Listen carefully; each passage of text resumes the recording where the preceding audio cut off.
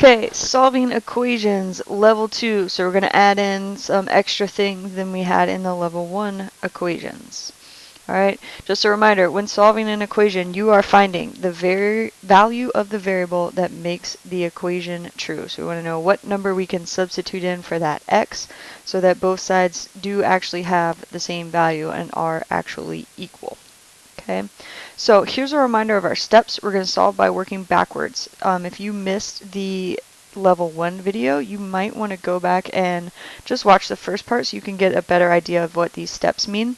But here we go. So first step, box the variable term. So I'm going to find where I have my variable and I'm going to put it in a box because we need to get everything that's outside of the box on the other side. Okay, and here is the difference in level 2. Now I have two different boxes, okay, and so we can't follow the rest of our steps yet because we have more than one x in this equation. So here's what happens. Sometimes you have to simplify before you can solve. All right, so if we look at this, this looks a lot like some of the problems that we had in chapter 1 where we had like terms that we had to combine. 2x and 3x are like terms. So we need to simplify that so that we only have one box before we can continue solving. So these are like terms. I'm just going to put them together. So now I have 15 is equal to 2x plus 3x would give me 5x minus 5. Alright, and so again, put my variable term in a box. Alright, and then I'm going to use inverse operations to isolate the variable term. Fancy math words for saying do the opposite of what's outside of the box so that we move it all to the other side. So outside the box I have minus 5. I'm going to do the opposite of that, which is plus 5. So I'm going to add 5 and I have to do it to both sides to keep my equation balanced.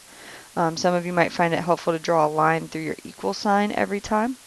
So now on this side, 15 plus 5 is 20. On this side, I still have my 5x. Okay, and then negative 5 plus 5, that is equal to 0, so we can cancel it out.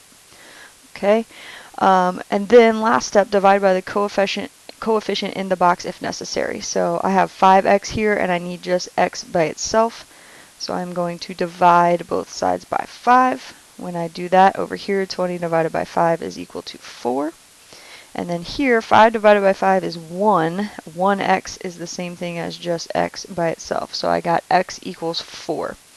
And remember, for any problem when we're solving equations, the last step is always to check your solution by plugging it in. So I go back to the original. 15 is equal to 2 times 4, because that's what I think x is, plus 3 times 4, minus 5. And then I'm going to simplify this. I'm going to use order of operations, so multiply first. 2 times 4 is 8. 3 times 4 is 12. And then I still have that minus 5. When I do all of that, 8 plus 12 is 20. 20 minus 5 is 15. I got the same number on both sides, so it's right. Okay, let's look at a second example. Again, first thing I'm going to do is find my variable terms and put them in boxes. And as you can see, we have 2 of them. So again, I have to do some simplifying before I can solve here. And I can't just put these 2 together yet because this one is inside parentheses. So like we did in chapter 1, we're going to use the distributive property first. So 4 times 2x would give me 8x. Plus 4 times 3 would give me 12, and then I still have plus 3x equals 45.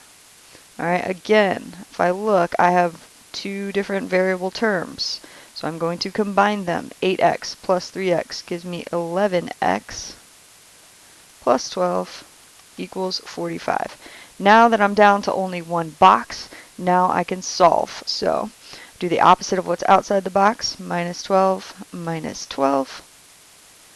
I have 11x equals 45 minus 12 is 33. And then my last step is to divide by what is outside of the box. So I am left with x equals 33 divided by 11 is 3. Alright. Again, we always have to check. So 4 times parentheses 2 times 3, because that's what I think x is, plus 3, plus 3 times 3, plus 3's, equals 45. Okay, inside my parentheses first, I have 2 times 3, which is 6. So now I have 6 plus 3, plus 3 times 3 equals 45. All right, I'm going to do the math inside. 6 plus 3 is 9, so now I have 4 times 9 plus 3 times 3. Now I can do my multiplication, so this is 36 plus 9 equals 45. 36 plus 9 is 45, same number on both sides. We did it right. Okay, so in your notes there, you have 3 different examples. I want you to pause, try all 3 of them, come back and check your answers.